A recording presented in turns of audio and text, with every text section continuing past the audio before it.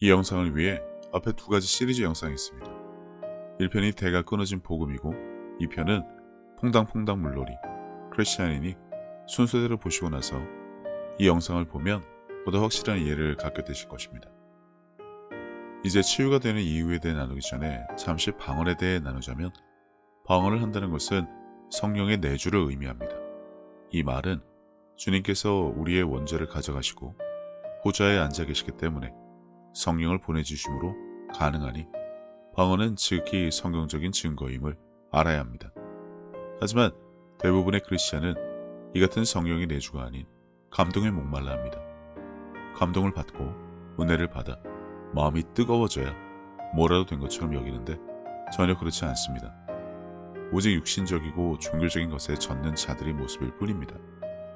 사람들이 흔히 하는 오감에 의존한 감동에 의한 충만을 추구하다 보면 지극히 종교적인 행위에 집착해서 집회나 은사를 찾아다니게 되니 극히 주의해야 합니다. 한 가지 분명히 알아야 할 사실은 구원은 예수 이름을 믿음으로 가능하다는 것입니다.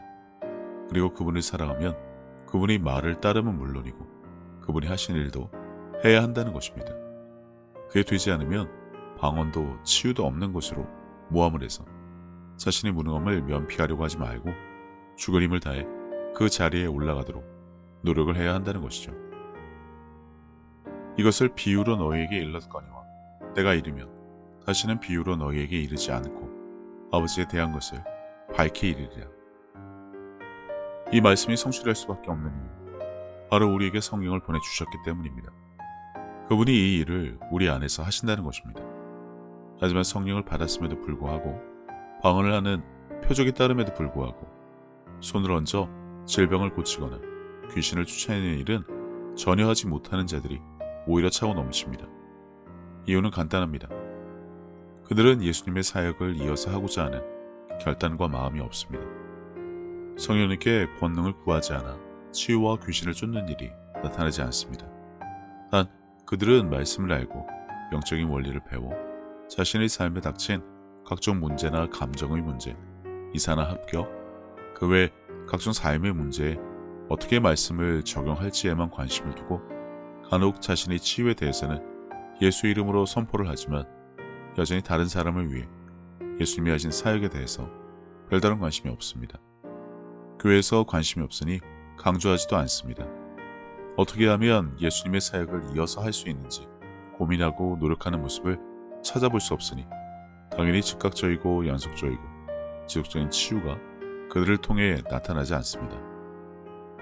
보혜사, 곧 아버지께서 내 이름으로 보내실 성령, 그가 너희에게 모든 것을 가르치고 내가 너희에게 말한 모든 것을 생각나게 하리라. 그러니 초대교회 이후 사람들은 성령의 내주로 사느냐, 그분의 가르침으로 말씀을 배우느냐, 하나님의 깊은 곳까지 알 수 있느냐, 예수님이 언급하신 모든 표적이 즉각적으로 따르느냐로 진정한 믿는 자인지 구별이 된다는 것이고, 그렇지 않은 교회, 목회자, 가르침은 다 하나님의 뜻대로 행하지 않는다는 것뿐입니다. 우리가 분명히 알아야 할 사실은 왜 성령을 보내주셨냐는 겁니다. 그분이 우리에게 오셔서 하는 일이 무엇인지 알려주지 않는 교회에서 오직 종교적인 삶을 산다면 그것을 절대 교회라고 할 수 없다는 것을 아셔야 합니다. 오직 내 삶의 형통만을 위해 말씀을 듣고 배우고 선포하며 다스리고자 하는 자들은 지극히 기복신앙에 이기적인 모습만 있다고 볼 수밖에 없습니다. 부활승천 후 성령을 보내주신 이유, 그것은 예수님을 이어 믿는 자가 그분의 일을 계속해서 이어나가야 하기 때문입니다. 기독교는 그러한 자들이 이 땅에 차고 넘치도록 가르치고 훈련시켜야 합니다. 오직 하나님이 성령으로 이것을 우리에게 보이셨으니 성령은 모든 것, 곧 하나님의 깊은 것까지도 통달하시느니라. 하지만 대부분의 교회에서는 이러한 것이 아니라 신학교에서 배운 지식, 철학과 인문학의 바탕을 둔 비판과 사상에 심취해서 성경을 단지 공부하는 책과 내 삶의 지침서 정도로만 알지, 정작 성경의 버젓이 나온 성령님에 대한 말씀이나 예수님의 사역을 이어가야 하는 책임에 대해 알지도 알려고 하지도 않습니다. 구약과 율법, 그리고 교리의 바탕을 둔 설교와 교회 운영, 복음을 전하는 방법만 봐도 이러한 차이는 확연히 알 수 있습니다. 그리스도께서 나를 보내심은 세례를 베풀게 하려 하심이 아니요 오직 복음을 전하게 하려 하심이로되 말이 지혜로하지 아니함은 그리스도의 십자가가 헛되지 않게 하려 함이라. 십자가의 도가 멸망하는 자들에게는 미련한 것이요 구원을 받는 우리에게는 하나님의 능력이라. 성경에 대한 올바른 지식이 그리고 궁금증이 조금이라도 있다면 예수님이 언급하신 믿는 자에게 따르는 표적이 보이지 않고 능력이 나타나지 않으면 십자가를 헛되게 하는 것이라는 사실을 알아야 합니다. 즉 교회는 다니지만 종교 생활을 할 뿐 예수님을 부정하는 것과 전혀 다를 바 없는 삶을 살면서 하나님을 믿고 예수님을 사랑한다는 근본 없는 이야기만 한다는 것입니다. 우리가 이것을 말하거니와 사람이 지혜가 가르친 말로 아니하고 오직 성령께서 가르치신 것으로 하니 영적인 일은 영적인 것으로 분별하느니라. 육에 속한 사람은 하나님의 성령의 일들을 받지 아니하나니 이는 그것들이 그에게는 어리석게 보이며 또 그는 그것들을 알 수도 없나니 그러한 일은 영적으로 분별되기 때문이라. 신령한 자는 모든 것을 판단하나 자기는 아무에게도 판단을 받지 아니하느니라. 누가 주의 마음을 알아서 주를 가르치겠느냐. 그러나 우리가 그리스도의 마음을 가졌느니라. 공생의 이후 부활 승천 후 제자들이 죽은 후 마치 예수님의 모든 사역이 끝이 난 듯 주장하는 자들은 다시 뒤로 돌아가 구약과 율법 그리고 사람들이 만든 교리를 따라 사는 예수님을 인정하지 않는 것과 다를 바 없는 돌이킬 수 없는 죄를 지으며 살고 있습니다. 신약 성경에는 여전히 그 일이 진행되고 있음에도 말이죠. 예수 그리스도는 어제나 오늘이나 영원토록 동일하시니라.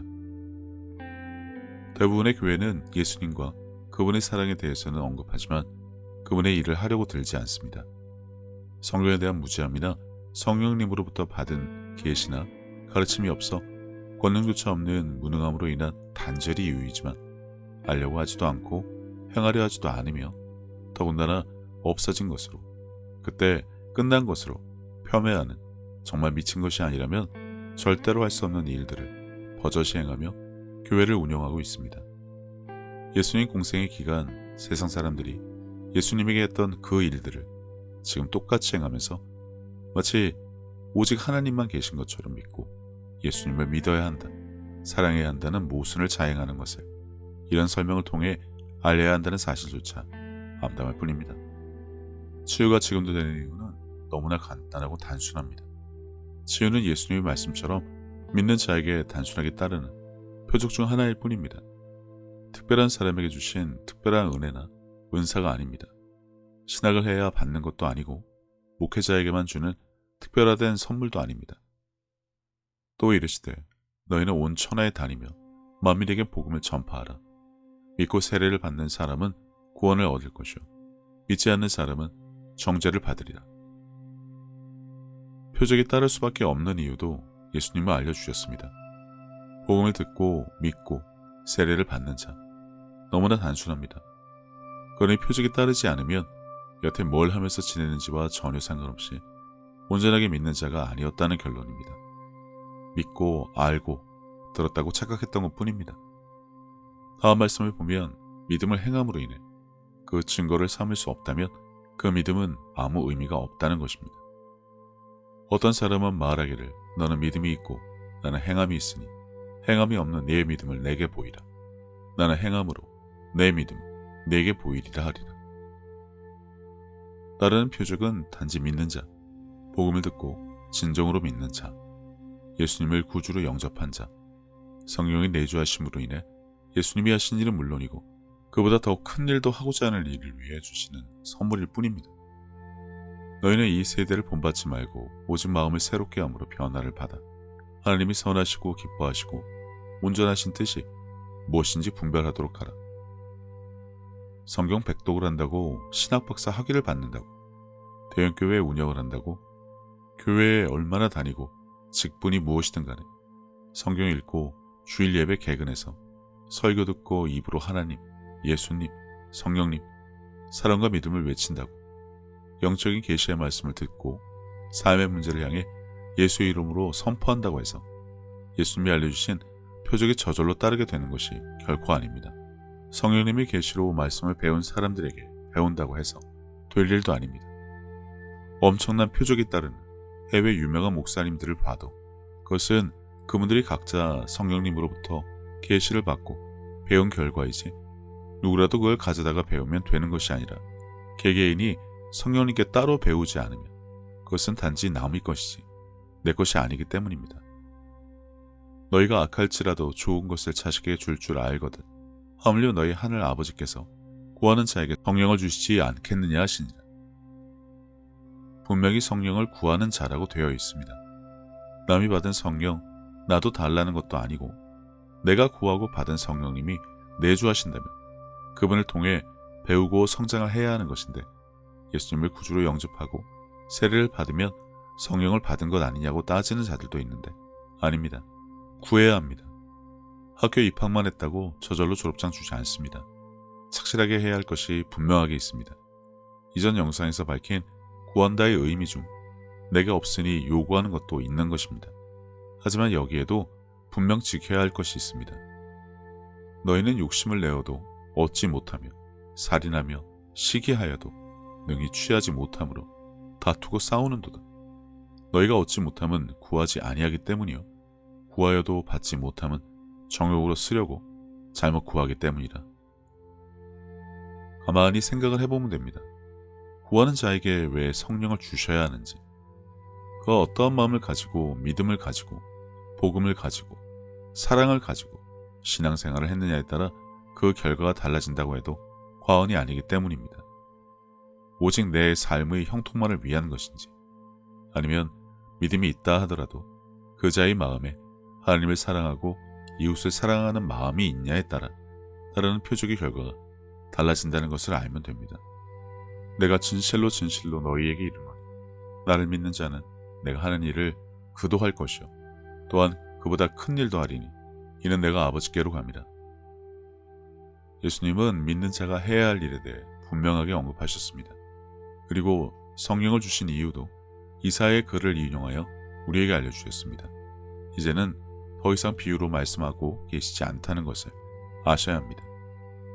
선지자 이사야의 글을 들이거늘 책을 펴서 이렇게 기록된 데를 찾으시니 곧 주의 성령이 내게 임하셨으니 이는 가난한 자에게 복음을 전하게 하시려고 내게 기름을 부으시고 나를 보내사 보류된 자에게 자유를 눈먼 자에게 다시 보게 함을 전파하며 눌린 자를 자유롭게 하고. 그리고 이를 확증하시려 요한의 제자들이 질문해 다음과 같이 답변을 하셨죠. 예수께서 대답하여 이르시되 너희가 가서 보고 들은 것을 요한에게 알리되 맹인이 보며 못 걷는 사람이 걸으며 나병 환자가 깨끗함을 받으며 귀먹은 사람이 들으며 죽은 자가 살아나며 가난한 자에게 복음이 전파된다 하라. 이사야의 글을 분명 알고 있을 요한에게 예수님은 예언된 그대로의 내용을 알려주셨습니다. 그러면 그가 그분이 하시는 일을 통해 누구신지 알아들을 것이기 때문이죠. 우리는 복음서를 통해 예수님이 이 땅에 오셔서 무엇을 하셨는지 분명하게 알고 있습니다. 그리고 승천하시며 믿는 자에게 그분을 대신할 성령을 보내주시어 그분의 사역을 이어가기 원하셨다는 것도 분명히 압니다. 그러면 그분이 언급하신 믿는 자에게 따르는 표적 중 치유가 왜 되어야 하는지는 너무나도 분명하고 단지 믿는 자가 되는 것 외에 우리가 다른 이유로 구약과 율법을 알기 위한 성경 공부와 교회를 붙잡고 있어야 할 이유가 전혀 없다는 것도 알게 되었기 바랍니다. 다시 말하지만 치유는 믿는 자에게 따르는 표적 중의 하나입니다. 귀신을 쫓아내는 것도 가능해야 합니다. 뱀과 독이 무엇인지도 지난 영상들에서 나누었습니다. 그러면 이제 크리스찬은 복음을 전하는 일을 해야 한다는 것과 그때 따르는 표적을 통해 주님께서 말씀을 확실히 증언하신다는 사실도 분명하게 알아야 합니다. 물론 육신적이고 종교적인 자들은 재정이나 건강, 관계나 합격 등 자신들의 문제는 어떻게 하느냐고 할 테지만 전공 공부도 안 하면서 부전공은 어떻게 하냐와 같은 이러한 질문에 대해 무엇부터 해야 하는지 순서라도 알았으면 합니다. 예수님이 언급하신 온전한 표적이 따르지 않아 고민이라면 설사 부전공에서 어떠한 결과가 나왔다 하더라도 전공에 문제가 있는 것이니 오만 것에 온갖 관심을 두는 것부터 마음을 새롭게 하여 변화되기를 바랍니다. 들을 게 있는 자들은 듣기 바랍니다.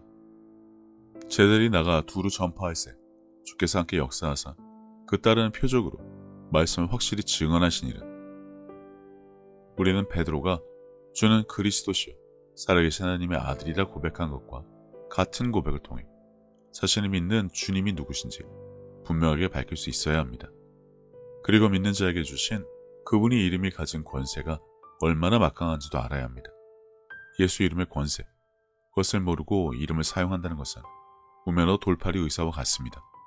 그런데 대부분 모릅니다. 스게와의 7 아들 흉내는 잘 내지만요. 이러므로 하나님이 그를 지극히 높여 모든 이름 위에 뛰어난 이름을 주사 하늘에 있는 자들과 땅에 있는 자들과 땅 아래에 있는 자들로 모든 무릎을 예수의 이름에 꿇게 하시고 모든 입으로 예수 그리스도를 주라 시인하여 하나님 아버지께 영광을 돌리게 하셨느니라.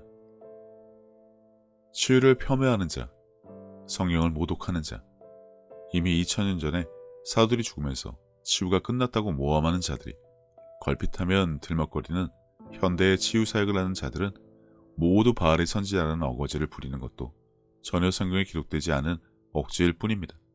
오히려 엘리야를 감당하지 못한 바알의 선지자들에 대한 엘리야의 조롱이 성경에 남아있을 뿐입니다. 하지만 지금 믿는 자들을 무조건 바알의 선지자로 몰아가려는 자들, 아무런 근거도 없는 억지 주장은 그냥 넘기면 될 일입니다. 능력이 따르지 않는 목회자, 그들이 운영하는 교회에는 오직 구약과 율법, 그리고 교리만 있습니다. 하지만 예수님의 사역은 믿는 자, 성령을 받은 자들에 의해 지금도 계속되고 있습니다. 무지로 인해 몰랐다면 잘못된 곳에서 벗어나 올바른 것을 배우려고 하세요. 주님이 하신 일은 물론이고 그보다 더 큰 일을 하는 것에 여전히 관심이 없으면 그냥 지금처럼 교회에 다니며 종교생활하면 됩니다. 전혀 깊이가 없는 목회자의 설교, 성령으로부터 말씀을 배우지 못하고 오직 사람의 지혜로 성경을 배운 설교를 듣고 삶이 변화되기를 원하는 것에만 목을 매는 것은 여전히 각자의 선택이고 책임일 뿐입니다. 하지만 오직 그런 종교적인 곳만 있는 것이 아닙니다. 오히려 즉각적이고 지속적이고 연속적인 표적이 따르지 않아 그 자리에서 치유가 되지 않고 간헐적으로 나타나는 것으로 인해 더 성장하고자 하는 자들도 있습니다. 예수님이 언급하신 인자가 왔을 때 믿음을 보겠냐고 하신 자들은 따르는 표적이 있는 믿는 자를 말씀하시는 것이지 단지 교회 다니고 깊이 없는 설교 듣고 감동이나 받고 은혜 받았다는 착각 속에 살거나 성경 읽고 기도하는 자를 말하는 것이 아닙니다. 표적에 따르는 믿는 자는 성령께서 내주하는 자이고 그들은 주님이 하신 일은 물론이고 그보다 더 큰 일도 할 것이며 지금 그들은 이 땅에서 그 일을 하고 있습니다. 그들을 통해 즉각적인 치유가 되는 이유는 간단합니다. 단지 그들은 예수님이 요구하신 믿는 자의 조건에 정확히 맞는 자들이기 때문입니다. 어설프게 알고 믿어서 될 일은 아니란 것도 분명히 알아야 합니다. 누구든지 그렇게 될 수 있고 그렇게 되어야만 합니다. 이제 분명한 선택과 결단을 해야 합니다. 지금 그들의 종교 생활에 만족할지 예수님이 언급하신 표적에 따르는 믿는 자가 될지 말입니다. 치유가 되는 이유는 사실 따르는 표적 중에 하나라 그리 중요하지 않습니다. 대신 여러 가지 표적이 따름으로 인해 믿는 자라고 스스로 입증할 수 있는 증거가 있는지가 중요할 뿐입니다. 이제 아무 의미도 없는 표적이나 치유에 대해 맞네 아니네 따지려고는 하지 말고 병든 자에게 손을 얹을 용기라도 있는지 점검하는 것부터 시작해서 그 결과를 보고 자신이 믿는 자인지 아닌지를 알고 그 다음에 무엇을 할지 결정하시기 바랍니다. 아멘. 두려워하지 말라. 내가 너와 함께함이라. 놀라지 말라. 나는 네 하나님. 예수님께서는 내 마음을 다하고 목숨을 다하고 굳세게 하리라. 뜻을 다하고 힘을 다하여 참으로 너를 주 너의 하나님을 도와주리라. 사랑하라 하신 것이요 참으로 둘째는 나의 이것이니 의로운 오른손 내 이웃을 내 자신과 너를 같이 붙들고 사랑하나보다 더 큰 계명은 없다고 하셨습니다. 생각해보면 믿는 사람들은 이미 하나님께 받은 것이 너무나 많은 것을 아는 자들입니다.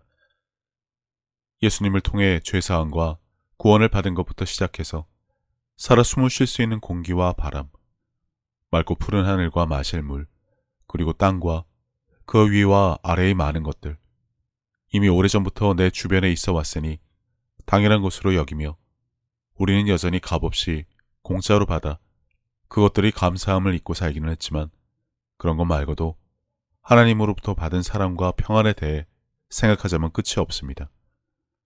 하지만 사람은 하나님으로부터 받은 그 많은 은혜를 갚을 방법이 없습니다. 그래서 하나님께서는 내 이웃을 내 몸같이 사랑하는 것으로 그것을 대신 갚으라고 하신 것인지도 모릅니다. 그리고 지극히 작은 자에게 한 것이 곧 하나님께 한 것이라고 하셨으니 그분의 은혜를 알고 그분을 닮아가는 삶을 살아가야 한다면 지금 내가 살아가는 삶의 방향이 하나님과 나의 이웃을 사랑하는 올바른 길 위에 있는 것인지 한 번쯤 점검해 봐야 하지 않나 싶습니다.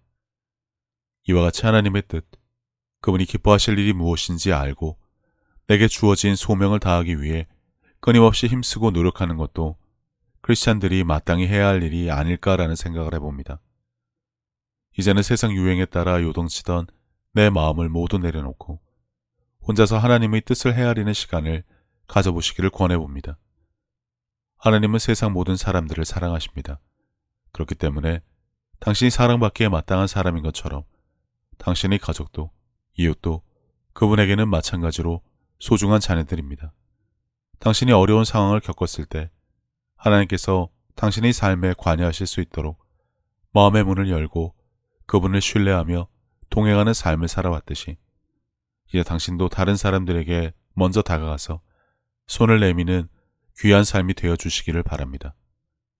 예수님께서 주신 새 계명, 서로 사랑하라. 저도 늘 제 자리에서 최선을 다하여 섬기고 사랑하며 살도록 하겠습니다. 감사합니다.